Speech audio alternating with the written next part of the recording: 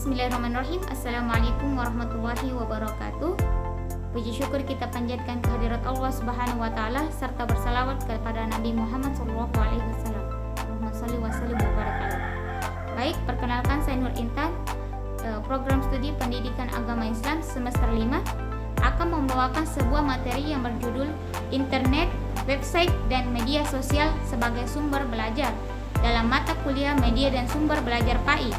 Adapun dosen pengampu yaitu Bapak Dr. Usman SAG MAG. Pengertian internet dan sumber belajar. Internet merupakan suatu jaringan komputer yang cukup luas yang digunakan oleh masyarakat di dunia, yang dimana perangkatnya itu berjumlah jutaan yang terhubung melalui suatu protokol tertentu untuk pertukaran informasi baik dari komputer yang satu ke komputer yang lain. Adapun sumber belajar yaitu segala macam sumber yang ada di luar dari diri seseorang yang memungkinkan terjadinya proses belajar. Tujuan internet diciptakan yaitu untuk tujuan militer. Namun pada saat ini digunakan untuk alat komunikasi antara komputer yang satu dan komputer yang jauh, yang lainnya dengan jarak yang cukup jauh, baik yang dekat maupun yang jarak yang jauh. Akhirnya internet semakin dikembang luaskan seperti saat ini, sehingga dapat menghubungkan ke dunia global.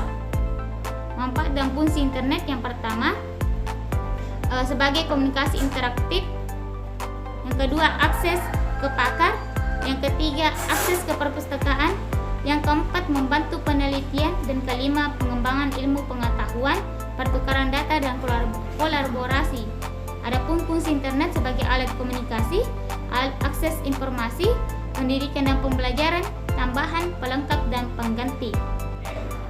Tujuan dan upaya dalam penyalahgunaan internet. Adapun beberapa tujuan internet, yang pertama meningkatkan kadar interaksi pembelajaran antara guru dengan siswa, yang kedua memungkinkan terjadinya interaksi pembelajaran dari mana saja dan kapan saja, yang ketiga menjangkau peserta didik dalam cakupan yang luas, yang keempat mempermudah penyempurnaan dan penyimpanan materi pembelajaran. Adapun langkah-langkah dalam upaya penyalahgunaan internet, yang pertama menggunakan LAN nirkabel di rumah atau kantor setelah pengaturan enkripsi data. Yang kedua, untuk penggunaan smartphone dianjurkan untuk selalu memperbaharui sistem operasi, aplikasi, dan perangkat lunak antivirus ke versi terbaru yang tersedia. Yang ketiga, penggunaan internet juga diharapkan dapat berhati-hati dalam mengklik situs yang tidak dapat dipercaya. Yang keempat, untuk penggunaan surat elektronik dianjurkan untuk tidak membuka lampiran email atau URL yang mencurigakan. Adapun pengertian dan tujuan website. Website adalah sekumpulan informasi atau halaman yang dapat diakses melalui internet sehingga tidak ada batasan waktu, tempat, ataupun jarak. Adapun tujuan dari website, yang pertama menjual produk dan jasa, yang kedua memposting dan mencari informasi di web, yang ketiga mendapatkan pengetahuan, yang kelima wadah untuk komunikasi dengan orang lain. Adapun manfaat dari internet, yang pertama meningkatkan pengetahuan, yang kedua berbagai sumber dari rekan sejawat, yang ketiga bekerja sama dengan pengajar yang ada di luar negeri, yang keempat kesempatan mempublikasikan informasi secara langsung, yang kelima mengatur komunikasi secara teratur, dan 6 berpartisipasi dalam forum-forum lokal maupun internasional, dan ketujuh dapat memanfaatkan internet sebagai sumber belajar dan bahan mengajar.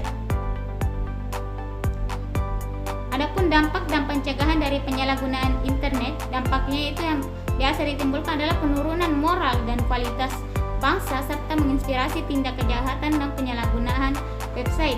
Adapun upaya pencegahannya itu adanya peran serta pemerintah dalam upaya pengontrolan perkembangan website yang mungkin terjadi di masyarakat. Selain itu, pemilik akun juga harus mampu mengkontrol akun miliknya dan membuat privasi akun yang sulit untuk dibuka dan sulit untuk dilacak orang lain. Selanjutnya, pengertian media sosial. media sosial merupakan media daring yang digunakan untuk kebutuhan komunikasi jarak jauh, proses interaksi antara user yang satu dengan user yang lain, serta mendapatkan sebuah informasi melalui perangkat aplikasi khusus dengan menggunakan jaringan internet. Tujuan media sosial yang pertama sebagai informasi atau ajaran yang diteruskan oleh komponen yang lain dalam bentuk gagasan, fakta, atau data. Yang kedua, manusia bertindak sebagai penyimpang, pengolah, dan penyajian pesan. Yang ketiga, sebagai perangkat lunak yang mengandung pesan-pesan untuk disajikan melalui penggunaan alat perangkat ataupun diri sendiri. Yang keempat, sesuatu yang digunakan untuk menyimpan pesan yang tersimpan di dalam bahan. Yang kelima, prosedur atau acuan yang dipersiapkan untuk penggunaan bahan, peralatan, orang, lingkungan untuk menyampaikan pesan. Yang kelima, setting atau lingkungan, situasi atau suasana sekitar di mana pesan akan disampaikan.